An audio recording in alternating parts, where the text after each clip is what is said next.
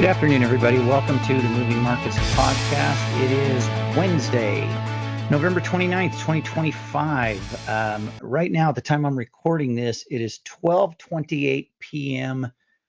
Mountain Time. We are just about a minute and a half or 2 minutes away from Jerome Powell coming to the podium following the announcement that interest rates are going to be cut another 25 basis point. There were a few people thought maybe it was a long shot, but maybe we'd get a 50 basis point cut, 25 basis point cut. There were some comments as well about ending the balance sheet runoff by December. There hasn't been a big reaction to this in either direction, really. The Dow Jones is up a little under 100 points right now, S&P up about 9, and the NASDAQ, NASDAQ up right now about 117. You can see that when the announcement came just about 30 minutes ago, things were already tailing off from the session highs. And then here's about where the announcement made. It's gone down a little bit more since then. There's been kind of after a really strong start in the markets again, wobbled a little bit. And then about, let's call it an hour and a half ago, it's just started to make kind of a steady slide. It will be interesting to see what, if anything, what, if any, impact Powell's comments are going to have on this. They're going to have some impact. He's going to be asked some questions where he's going to have to talk at least a little bit about what's coming in the future. Another rate hike this year, maybe no more rate hikes this year. What are we going to get going into the first quarter of next year? He's going to be pressed on some of this, and depending on how he answers, and I've never been a fan of Jerome Powell in terms of the way he answers these questions. In fact, sometimes I think he's absolutely awful in the way he answers these questions. I've said it before. If you've been with me a long time, you're probably sick of me saying it. I so prefer the days when Alan Greenspan could get to that podium and talk for an hour and not say anything. You had no idea. You had no idea what the Fed's next move might be. You had little idea what they were thinking. You kind of felt that Alan Greenspan was steady. Whether you loved what he did or not, you kind of felt a steadiness there that I've never felt with Jerome Powell. So not a big fan of these Q&As and how he handles them, but I'm gonna remain neutral, give him the benefit of the doubt. He's at the podium speaking right now, so in the time it takes me to finish this podcast, we might see a big turn to the upside in these indexes. We might see a big turn to the downside in these indexes. They're all up just a little bit from when I started this maybe 3-4 minutes ago. So we'll see what happens. Anything could happen to finish off this day. So other than this, there's not a lot going on right now. There's some big earnings coming in just the next couple of days. Today, after the close, you've got Meta, Microsoft, Google, Chipotle, Carvana, Starbucks, eBay. These are all big names that everyone knows. Prudential. I can just go down this list. Some of these are names that people aren't real familiar with, but a lot of them are. MGM Resorts, lots and lots of big earnings starting today is the real. You have Tesla that's always kind of ahead of the curve in terms of when they schedule their earnings as far as tech companies go. But you've got the bulk of the big tech companies are coming this week and in the early part of next. I think most of them are going to report this week. Tomorrow morning before the markets open, not any of the real big tech companies. But then on Thursday after the close of the market, we're going to add Amazon, Apple, Coinbase, Strategy Inc., Western Digital, Roku, Lumen. You've got. I'm just like ticking off the ones that are companies I've got some familiarity with and know a little bit about. But big earnings these next couple of days. I think, like I said, the bulk of the tech companies will actually finish up this week. Friday, ExxonMobil and Chevron are going to be the two big companies. And then when we jump over to Monday after the close, Palantir, I've traded HIMS before. Don't use them, but I've traded them. And then I think you've got even some more on Tuesday morning before the market opens. There you go. Shopify, Uber, Spotify.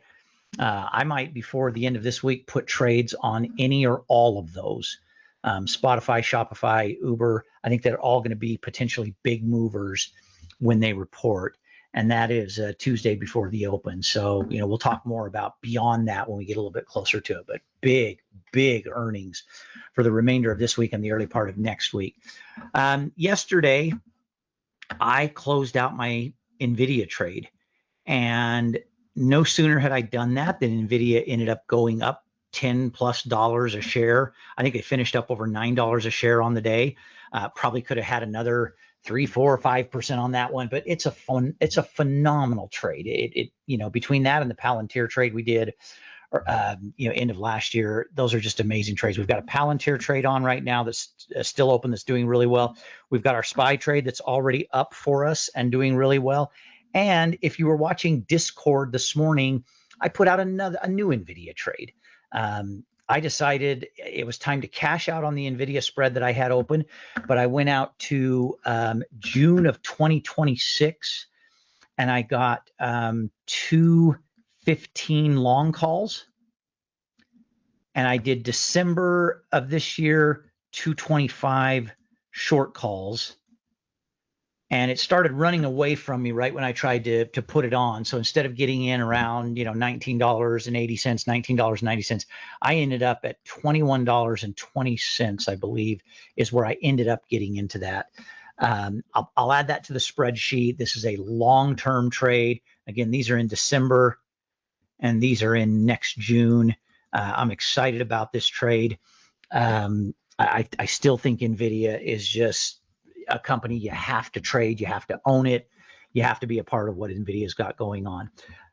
In yesterday's podcast, I said we would do a whole bunch of stuff with collar trades today, and I'm going to apologize right now. That's all going to come tomorrow. I'm going to spend the rest of the time the market is open today looking at each one of our collar trades. I look at them every day, but looking at them in more detail in terms of what do we need to roll? What do we need to add? Do we need to add new long puts? Do we need to add new covered calls? I'm going to look at all of that in detail for the remainder of the day today, send out some adjustments. And tomorrow, I promise, much earlier in the day, probably about a half an hour or to an hour after the market opens, we will go over all of that and discuss all of that. So no big changes right now from Jerome. Oh, I take that back. I was just about to say nothing is changing.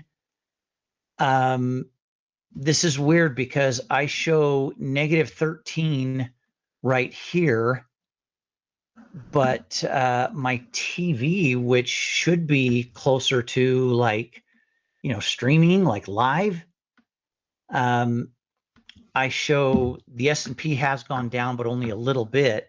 Maybe there's more of a delay on the TV than there is right here. But it looks like, yeah, now I see that the NASDAQ only up 60 something, the Dow down and the S&P down. So apparently whatever Jerome is saying, the markets don't like it. So everything is turning negative. Everything is selling off. And then look, that's okay. That's okay. We'll still, things will still be good. We'll still have a lot of our trades are still going to do very well. I'm not worried about this turning a little bit right now. By the time he's done talking, it could be back up dramatically. I debated whether or not to do this podcast, just start it just before Jerome was coming online. I thought maybe I need to do it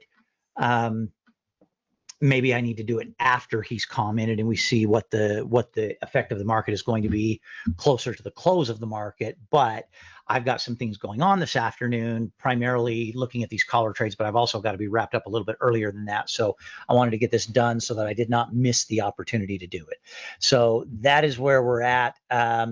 Tomorrow we'll talk a lot more about what Jerome said and what the final impact of it is. Looks like the Dow's down almost 100 points now, so it's swung from being up 110, 120 to being down 95. The Nasdaq's about to go negative. At least it looks like it's probably going to go negative. The S&P has gone negative, gone from being up about 10 to down 18. So total reversal in the market. I just want to, just out of curiosity, I'll do it with the S&P chart. Let's look at the 1 day. And there you have the brilliance of Jerome Powell. Jerome Powell not speaking, Jerome Powell speaking. That's just par for the course. All right. Hopefully it'll turn around and come back the other way as he continues to talk, or we'll get a rally before the end of the week. But we'll talk a lot more about it tomorrow. I'm going to end right there. Have a great rest of your Wednesday, everybody. I'll be back tomorrow much earlier in the day to record a podcast. Thanks. Bye-bye.